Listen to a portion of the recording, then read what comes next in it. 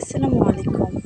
এই যে আমাদের একটা ছোট্ট ছাদ বাগানের মধ্যে আমি বেশ কয়েকটা ড্রাগনের গাছ লাগিয়েছি।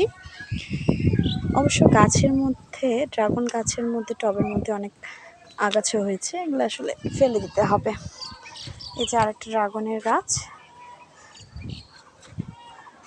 এই যে ড্রাগনের ছোট্ট মনে হয় ফুল আসতেছে। এবার এত বেশি রোদ, বৃষ্টির মাত্রা কম, যার কারণে ড্রাগনের খুব একটা ফল আসেনি। এই যে একটাতে একটা আসে, আর মনে হয় এখানে একটা, এই যে আসতেছে। ড্রাগন গাছের এটা এটা সাদা ড্রাগন হয়। আর এই যে এখানে আমি কয়েকটা আমার বাচ্চার খিচুড়িতে দেওয়ার জন্য কয়েকটা পুঁইশাক রাখছি। আলহামদুলিল্লাহ পুঁইশাকগুলো অনেক বড় হয়েছে।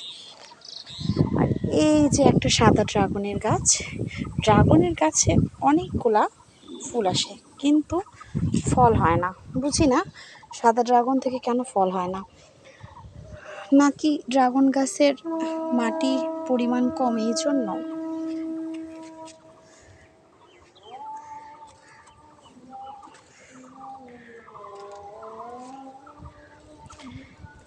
এই গাছের মধ্যে সামনের বার 5-6টা ড্রাগন পাইছিলাম। এই অল্প টবের মধ্যেই 5-6টা ড্রাগন পাইছিলাম।